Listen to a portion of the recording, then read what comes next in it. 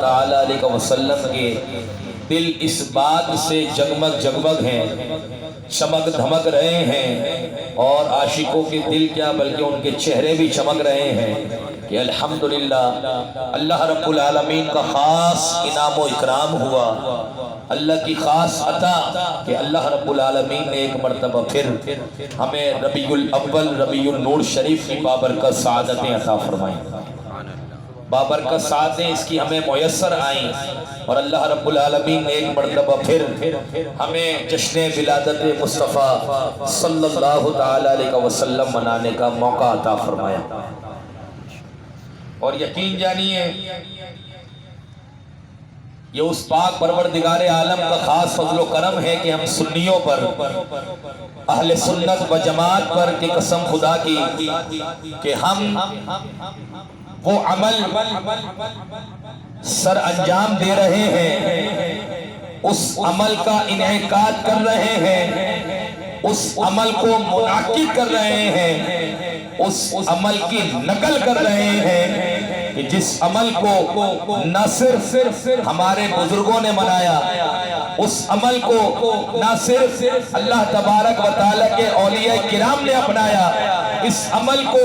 نہ صرف تابعین نے اپنایا، اس عمل کو نہ صرف تبع تابعین نے اختیار کیا، اس عمل کو نہ صرف صحابہ کرام نے اختیار کیا، اس عمل کو نہ صرف خلفائے راشدین نے اختیار کیا، اس عمل کو نہ صرف انبیاء کرام نے اختیار کیا، اس عمل کو نہ صرف رسول اعظم علیہ السلام نے اختیار کیا، بلکہ یہ عمل تو وہ ہے کہ جس کو اللہ رب العالمین نے عرش معلی پر منعقد کیا ہے۔ محفل کا انعقاد شان مصطفیٰ صلی اللہ تعالی علیہ وسلم کا بیان کرنا، حضور علیہ السلام کی ولادت پر، پیدائش پر، سرکار علیہ السلام کی آمد پر جشن منانا، یہ انبیاء کی سنت نہیں، رسولوں کی سنت نہیں، صحابہ کی سنت نہیں،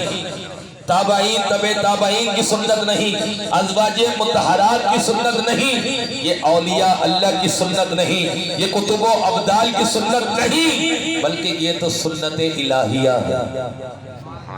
یہ تو اللہ رب العالمین کی سنت کریمہ ہے۔ عرش معلی پر صحابہ کرام علیہم الرضوان مسجد نبوی کے صحن میں کہوں نا ذرا سبحان اللہ، اور جو میری آواز سن رہے ہیں گھروں میں ہیں ان سے بھی گزارش ہے کہ محفل میں آ جائیے اور اپنے ایمان کو تازہ کیجیے اور اپنے عقیدے کو مضبوط کیجیے اور جانیے اور پہچانیے کہ میلاد مصطفیٰ منانا یہ صحابہ نے شروع نہیں کیا، یہ ہم آپ کی ایجاد نہیں، بلکہ یہ تو اللہ کا بنایا ہوا قانون ہے، یہ تو اللہ رب العالمین کا بنایا ہوا قانون ہے۔ مسجد نبوی کا صحن ہے، کہو ذرا محبت سے سبحان اللہ۔ سیدنا صدیق اکبر بھی تشریف فرما ہے، فاروق اعظم بھی بیٹھے ہیں، جناب عثمان غنی ذو النورین بھی تشریف فرما ہے، جناب مولا کائنات مولا مشکل کشا شیر خدا مولا علی المرتضی کرم اللہ تعالی وجہہ الکریم بھی تشریف فرما ہے، دیگر صحابہ کرام بھی بیٹھے ہیں، تذکرہ چل رہا ہے۔ کوئی صحابی کہتا ہے ابراہیم تو خلیل اللہ ہے، اللہ کے دوست ہیں، کوئی صحابی کہتا ہے عیسیٰ روح اللہ ہے، کوئی صحابی کہتا ہے موسیٰ کلیم اللہ ہے، کوئی صحابی کہتا ہے آدم صبی اللہ ہے، کوئی صحابی کہتا ہے اسماعیل ذبیح اللہ ہے۔ اتنے میں حضور علیہ السلام کی آمد ہوتی ہے، سرکار مسجد نبوی کے صحن میں تشریف لاتے ہیں، صحابہ کرام کا ہجوم ہے، حضور فرماتے ہیں ٹھیک کہا ابراہیم خلیل اللہ ہے، ٹھیک کہا آدم صفی اللہ ہے، صحیح کہا موسیٰ کلیم اللہ ہے، درست فرمایا عیسیٰ روح اللہ ہے، یہ بھی صحیح کہا کہ اسماعیل ذبیح اللہ ہے، لیکن تمام میرے صحابہ سن لو، انا حبیب اللہ، میں تو حبیب اللہ ہوں، میں تو اللہ کا حبیب ہوں، میں تو اللہ کا محبوب ہوں، میں تو محبوب مصطفیٰ ہوں، کہو نا ذرا محبت سے سبحان اللہ۔ محفل میلاد مصطفیٰ کا مقصد کیا ہے، اس کی تفصیل کیا ہے، اس کی وضاحت کیا ہے، اس کی تفصیل میں جاتے ہیں، تشریح میں جاتے ہیں، شرح میں جاتے ہیں، تفصیل میں جاتے ہیں، وضاحت میں جاتے ہیں، تو ملتا یہی ہے، بیان ہو تو اختیار مصطفیٰ بیان ہو، بیان ہو تو شان مصطفیٰ بیان ہو، بیان ہو رفعت مصطفیٰ بیان ہو تو رفعت مصطفیٰ بیان ہو تو رفعت مصطفیٰ بیان ہو، ارے بیان ہو تو موت ذات مصطفیٰ بیان ہو، ارے بیان چل رہا ہو تو میرے حضور کی زلفوں کا بیان ہو، ارے بیان چل رہا ہو میرے سرکار کے چہرہ بدوحا کا بیان ہو، ارے بیان ہو تو میرے حضور کی حسین داڑھی کا بیان ہو، ارے بیان ہو تو سرکار کی مبارک گفتار کا بیان ہو، ارے بیان ہو تو حضور کی مبارک زبان کا بیان ہو، ارے بیان ہو تو حضور کی مبارک چشمان مبارکہ کا بیان ہو، ارے بیان ہو تو حضور کی سیرت کا بیان ہو، حضور کی بصیرت کا بیان ہو، حضور کے لبادے کا بیان ہو، حضور کے اخلاق کا بیان ہو، حضور کے کردار کا بیان ہو، حضور سوتے کیسے تھے، حضور بیٹھتے کیسے تھے، حضور چلتے کیسے تھے، حضور بیان کیسے فرماتے تھے، حضور گفتگو کیسے فرماتے تھے، سرکار تبلیغ کس طرح کرتے تھے، سرکار قرآن کس طرح بیان کرتے تھے، حضور نعت کس طرح پڑھتے تھے، اسی کو تو میلاد مصطفیٰ کہتے ہیں۔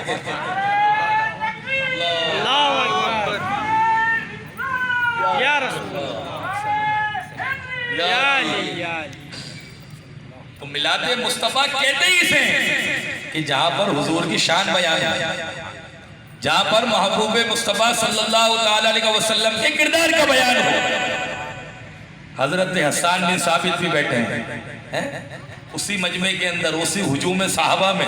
حضرت حسان بن ثابت بھی بیٹھے ہیں جو حضور کے سب میں پہلے ثنا خواہ ہیں، اسلام کے سب میں پہلے نعت خواہ ہیں۔ وہ کہتے ہیں حضور کا جب چہرہ دیکھتے ہیں، سرکار کی جب زیارت کرتے ہیں، حضور کے چہرہ انور کے رخ انور کے دیدار سے مشرف ہوتے ہیں تو کہتے ہیں وَأَحْسَنُ مِنْكَ لَمْ تَرَ قَطُّ عَيْنِي وَأَجْمَلُ مِنْكَ لَمْ تَلِدِ النِّسَاءُ خُلِقْتَ مُبَرَّأً مِنْ كُلِّ عَيْبٍ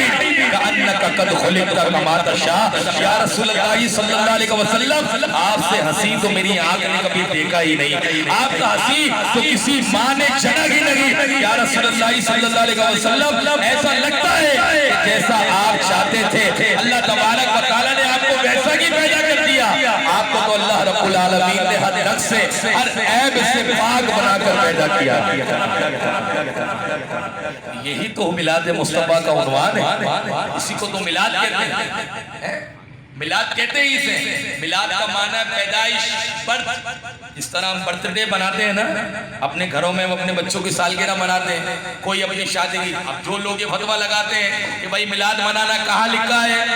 قرآن سے دکھاؤ، حدیث سے دکھاؤ، کیا کبھی صحابہ نے منایا، کیا کبھی اولیاء اللہ نے منایا، کیا کبھی بزرگان دین نے منایا؟ تو ان سے یہ سوال کیا جائے کیا تم اپنے گھروں میں کبھی اپنی شادی کی سالگرہ کر رہے ہو، کبھی اپنی بیٹی کی سالگرہ منا رہے ہو، کبھی اپنے بیٹے کی سالگرہ منا رہے ہو، کبھی کسی کی سالگرہ، کبھی کسی کی سالگرہ؟ جب حضور کی